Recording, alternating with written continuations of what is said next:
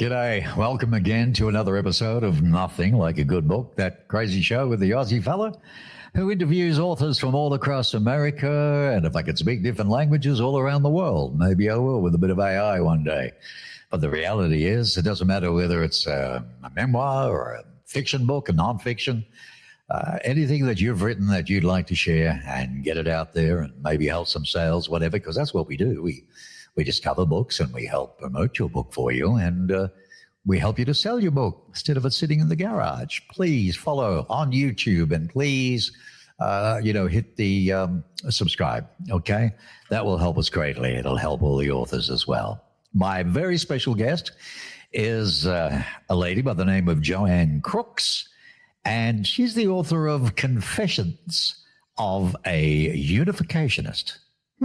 This one's different, is it not? Born in Phoenix, Arizona, grew up in the 50s, 60s, and the 70s. And weren't they the best years? I tell you what. But like so many children of that time, she also grew up in an alcoholic home, as her father had come back from World War II as a veteran and pretty knocked about, like a lot of guys did. And unfortunately, turned to the old devil and trying to get release and relief and what have you, trying to deal with the horrors of war by drinking. And that experience really, quite frankly, is nothing that, anybody really wants to talk about, do they, Jo Ann? He almost never talked about his experiences in the war, never. Yeah, I gather, yes, your mom and the rest of the family had to put up with just how he was, the reactions and everything that comes with it. Yeah, I think, I'm sure he had PTSD, but it wasn't diagnosed back then, and men didn't talk about their feelings. So, that was his solution, to just try to drink them to forget them. So it didn't help. When you see what they went through, you sort of don't blame them in one way, trying to forget. Yeah.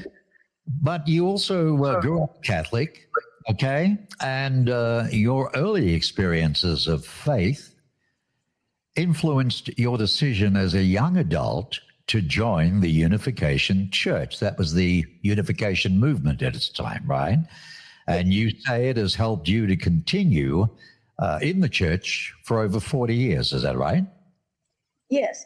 Well, I would always see my mother kneel by the bed at night and pray.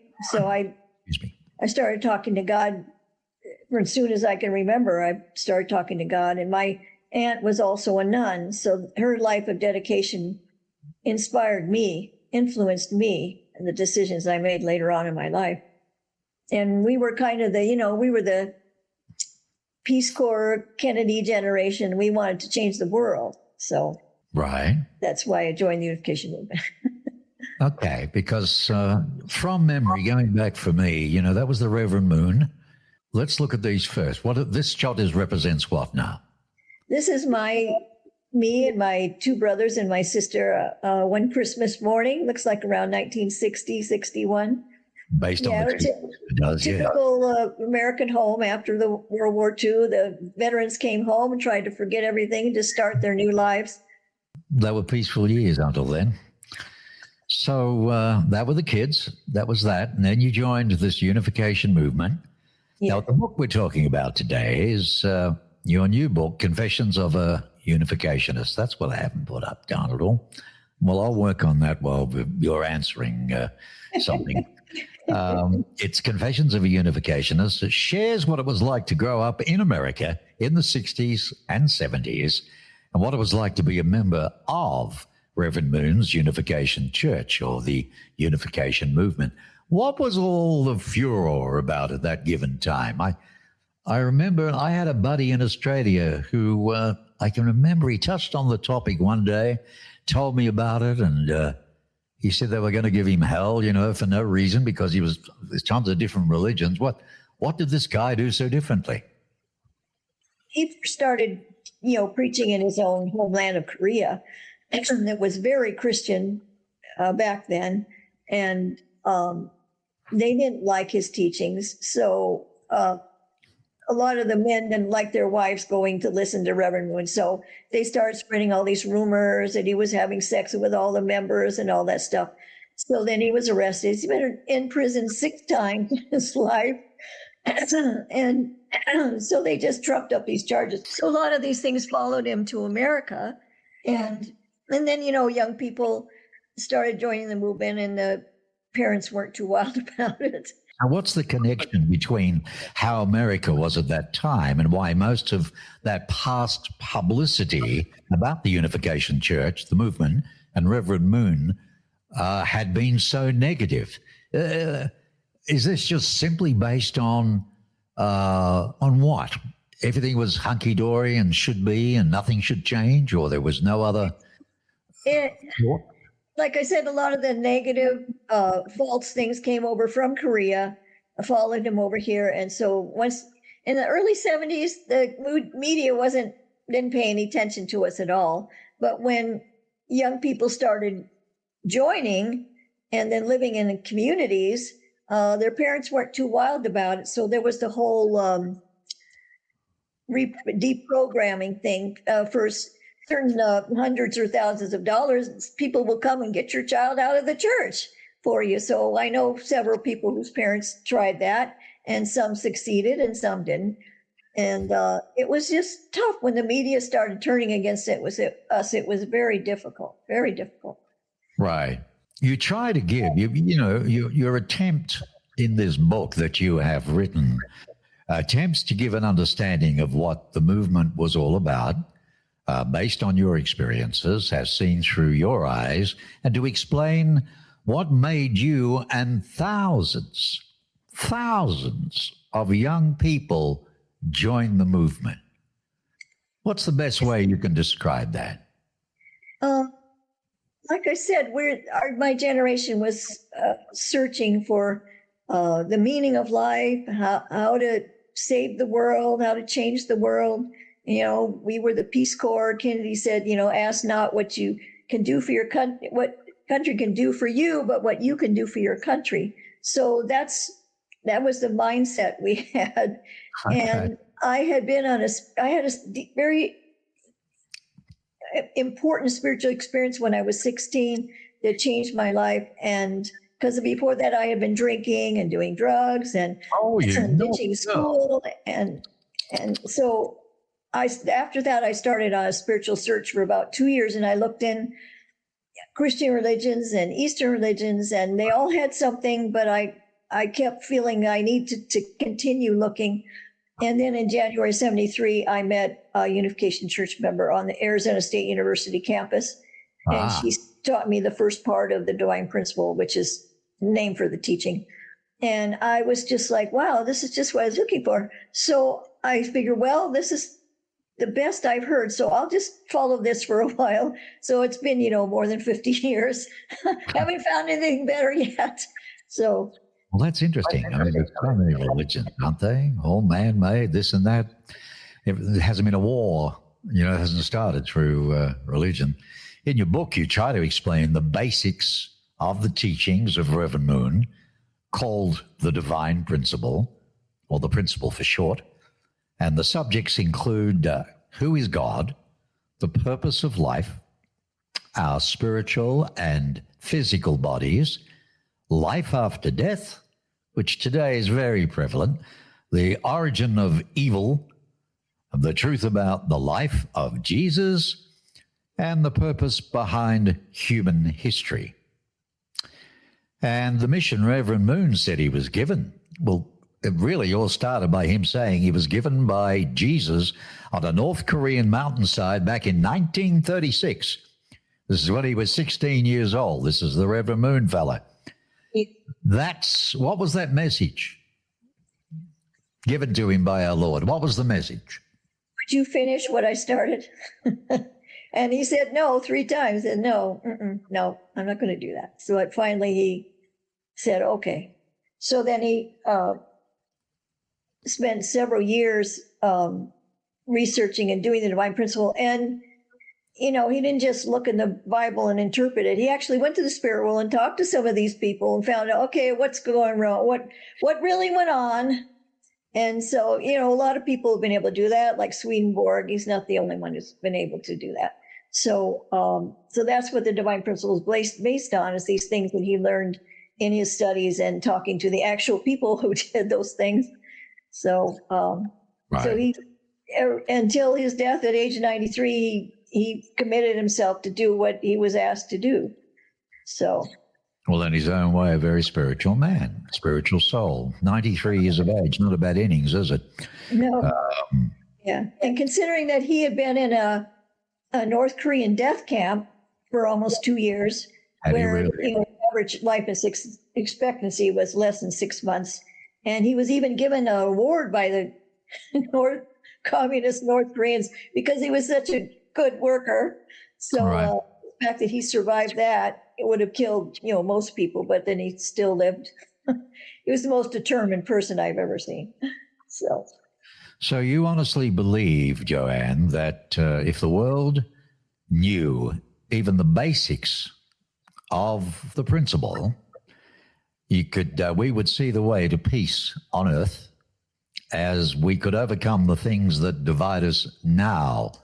Yeah. Could you go a little deeper on that? Give us an example. Explain. It's man's interpretation of scripture that causes people to fight with each other. They think they're doing God's will, but because they have a different understanding of what God's will is. But the principle tries to, show the overall picture. Okay, so I guess the most important thing in the principle is explaining that God is our loving parent. He's not just an energy in the universe that you can tap into and you go home, that God has personality. Because we have emotion, intellect, and will, it's because God has emotion, intellect, and will. God is a being that wants to have a relationship with us. So that's the most important thing to understand about God. And I guess the other main difference is the understanding of the life of Jesus. Well, he was a prophet, was he not? Oh, Jesus was the Son of God. He was, it's very complicated how God worked through the lineage through thousands of years to make one sinless human being. And God prepared the Jewish people for 2,000 years to accept the Messiah when he came. But when he came, they didn't recognize that he was their Messiah. Right. And he died. And our belief is that he was the Messiah who was meant to come.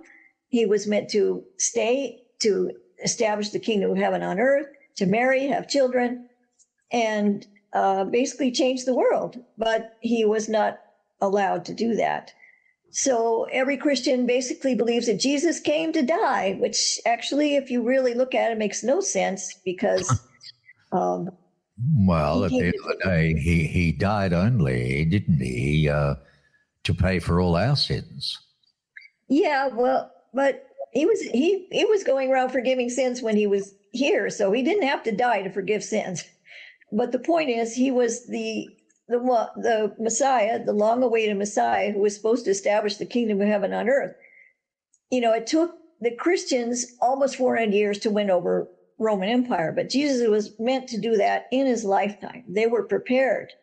Right. Jewish people should have united with Jesus, and they could have won over the Roman Empire.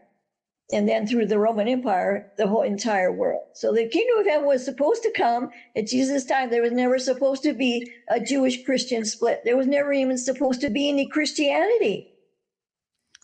So this was just 2,000 years delay because people didn't accept Jesus and understand Jesus when he came.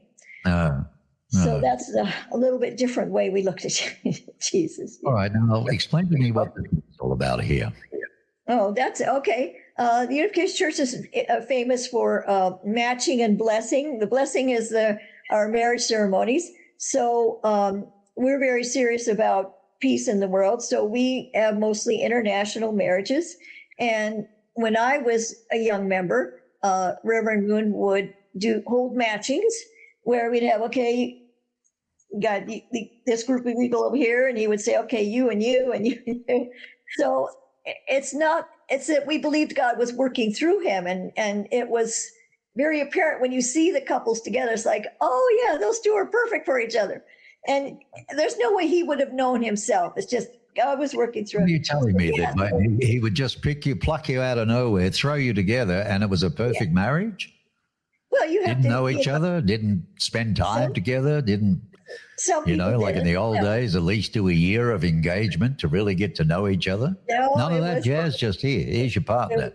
It was an act of faith. How did they all work out? I said in my book that arranged marriages have a better survival rate than romantic marriages, because people are committing to the marriage, not just whether they have romantic feelings for the person that will fade over time. So if you don't have something that binds you together other than just romantic feelings, that's why a lot of people divorce. So yes, arranged marriages do work out better. A lot of our members are still together, not all of them, of course, but quite a few. Yeah, quite a few is still doing.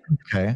Well, this represents somewhere it's on my bucket list to go one day, Madison Square Garden. Yeah. What is this? This looks like a massive... that was my blessing, our marriage ceremony, that 2,075 couples. I'm in there somewhere. And yes, it was a massive garden. My mother and my sister were there. I brought a bus team of older people to come and have a go of it and watch it. So yeah, it was fun. Yes. And so it must have been very popular. A lot of those people were from different countries. The person sitting next to me said, I've never seen an elevator in my life. That was very interesting. Right. So these are after the event or all paired, ready to be married in mass? That's during the ceremony, yeah. Yeah. But how many couples would there be, for instance? And this ceremony was 2,075 couples. So that's over 4,000 people. Right. There you go. Okay. And what's this one here with these two? That's me and my two children. So my children are, because my husband's Japanese, then they're half Japanese. Yeah. I figure that they would have an easier time in this world than just being plain old white like me. I was, so a lot of the parents were against their children marrying until the grandkids came, and then it didn't matter what country the person was from. Yeah. The grandkids were like little peace ambassadors. So yeah, that's a fallacy in my mind, the grandkids business, but he just proved it. Amazon's ebooks, print on demand, places like Barnes and Noble bookstores. This is where you can actually buy this particular book. And I got one last shot I want to show here. What is this one now? That's our Arizona Unification Movement. We have 4 major holy days. This is God's Day. We dedicate the first day of the year to God, and we get together, we pray, we eat, and it's fun. It's fun, yeah. Right. So these people here are from all different countries. Interesting. That's interesting. That's our Arizona church. And which you still belong to? Well, I have to say one thing. Okay, so Reverend Moon died 13 years ago, and he had asked one of his sons to take over. So, but when he died, his wife wouldn't let him take over. So now we're split into different factions. We have 2 of the sons saying they're the correct leaders, and you have the wife who's leading, and I'm not happy with the way where she's leading it. So at the moment, we're not a unification church; we're a disunification. Exactly. So, what a shame. Although he's probably turning in his grave, to be honest, as the saying goes. So. But why did you write this book? Tell me. Well, because like I said, I searched under every rock for the truth. And as I said, this is the principles, the clearest explanation of history, the purpose of life, God, spirit world that I've ever found. And I just felt like it was important to share it with people because it really can solve the problems. Because if you understand that God is our parent, then we're all brothers and sisters. So we shouldn't be killing each other because of color of skin or different religious beliefs or anything else. So we call ourselves brothers and sisters in the church. And when you really see someone as your brother and sister, you're not going to do something bad to them, hopefully. So I just want it to be a primer, give them the basics because people really need it. Yeah. Yeah. So experiences that you had in your life, I mean, is there anything that stood out that you feel that prepared you to do this work? Well, as I talked about in the book, I'm an adult child of an alcoholic, ACA. And we have certain traits. And among those traits are loyalty. So I think if I didn't have that kind of experience as a child, I would never have been able to go through all the difficulties in the church. But somehow in my home, I learned loyalty. So right. Yeah, that kind of was one of the things that saw me through. So for somebody watching this now, they say, well, Mark, ask her this question. What are some of the main teachings and what makes the teachings of the Unification Church different from the Roman Catholic Church, the Methodist Church, Buddha, and on it goes? As I said before, I think one of the main things is our view of Jesus, that he did not come to die, that he was the long-awaited Messiah that God prepared the Jewish people for 2,000 years to accept, but they had a different view of what he should be like when he came. Right. And Jesus didn't fit their view. So that's one of the big differences. And in terms of teachings, we teach that, we have a spirit body and a physical body. And each of those bodies has 5 senses. Just like we can see, hear, and touch, our spirit body has seeing, hearing, tasting, touching. But since the fall of man, we've been cut off from God. And over time, the purpose of religion is to develop our spiritual sensitivities to be able to restore our relationship with God. And when we have a full relationship with God, we'll be able to hear and see and talk to our loved ones who are gone. But right now, we can't. So once the purpose of religion is fulfilled, there won't be any more need for religion because we'll just have a relationship with God and a loving relationship with each other. So right. That we're still is what we call the fallen world. We're still in the process of restoring our relationship with God. It's been a very arduous, difficult task. There is still good and evil in the world. There still is a battle for each soul. But that time is coming to an end, Yeah. Evil's going to lose eventually. I remember my mother telling me that when I was a little child. Evil will lose and good will win eventually. And I never forgot it. Right. How would you feel then if, for instance, aliens did arrive on Earth from other planets? And regardless, to me, there's still one God. Yeah. Yeah. And they were created by God also. Right? As far as I'm concerned, there's still the one force, the God force. Yes. Okay. And then you've got the aliens who created us. How do you feel about that? Well, I don't know what to think about aliens. I have had a couple of experiences. I don't know if they're spiritual beings who, when they come into this physical realm, appear physical. They might be spiritual beings like demons or angels who, when they come into our realm, appear physical. I don't know much about them, but I have had a couple of experiences. So that's a whole nother story. But there's something out there. But the principle teaches that God worked for millions of years to prepare the world. Just like when you're pregnant, you get the nursery ready, all these things that God made the world. And then he had human beings. There used to be only dinosaurs. So at some point, human beings started. And they were meant to be his son and daughter and have a relationship with him. But then there was the fall of man. And as I said, the purpose of all religion is to restore our relationship with God. And we've come through thousands of years of blood, sweat, tears, and sacrifice to restore our relationship with God. And we're going to get there sooner or later, hopefully sooner. I think it's going to be soon. So while numbers, dissipate through churches all across the world at the moment. I'm sorry? I say numbers are just down in different churches all across the world, different faiths, different religions, What traditions does your faith have? Any major traditions? Like I said, we have 4 major holidays: God's Day, Children's Day, Parents' Day, and Day of All Things, where we celebrate all the things.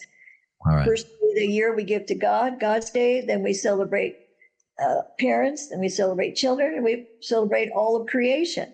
So those are all the things God gave us. So we have days when we celebrate those things. Yeah. Okay. And what would you say is the most important thing that you would really like for people, if they read this book, to learn from it, to get from it? That God is our loving parent, and he longs to have a relationship with us. And he's been in so much pain because God, I don't know if you remember the movie, Oh God, at the end, God's going to go on vacation. Well, God can't take vacation. He sees every evil act. He sees all the wars. He feels what every human being feels. And so God is the saddest being in the whole universe. So our job. The old proverbial question comes up, though, doesn't it? Yes. Why does he let this stuff go on? He's God. Because he gave man a portion of responsibility and freedom, which he cannot interfere with. He doesn't run us like puppets. We have freedom and responsibility so that we then become like God. We become co-creators. So God sets everything up. Okay, all right, mankind, all you have to do is fulfill your portion of responsibility.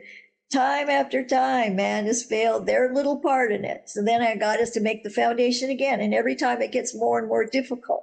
Right. And Jacob was the first person in human history to finally fulfill man's portion of responsibility, which is why he got the name Israel, which means victor. He was the first human to do it. Noah couldn't finish it.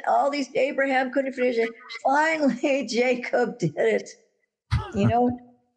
So, hooray for Jacob. All right. So, listen, I want to ask you one question, though. I found out this was a revised version of the book. Why did you write a revised version?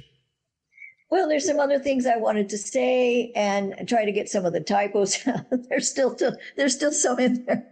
But there were some more things I wanted to say. Some of them were like few things to women I wanted to say. And that was basically. Write a version 2 then. That's what you should do, eh? Write a version 2, bring in all the stuff you forgot about. It's nearly time to go, but the book can be bought. Let's have a look right here. Is that the one? Yes, pagepublishing.com. Page Publishing. That's your is that your publisher, right? Yeah, that's the site they have it's just a one page. It's got a link to Amazon. I mean, I understand. They were your publishers for the book? I'm sorry? Were they your publishers for the book? Page Publishing was my publisher. Fine. Well, there shouldn't really be any errors in there, should there? Wasn't it proofread, edited? That's a long story. Jo Ann Crooks, I wish you well with your book, and thanks for coming on. There is one other thing I wanted to show. You're a member of this group, aren't you? Arizona Authors? Arizona Authors Association, yes. Member Association. How's that going these days? Good? Oh, good. Yeah, they've been going at least 20 years, so they're doing good. Yeah.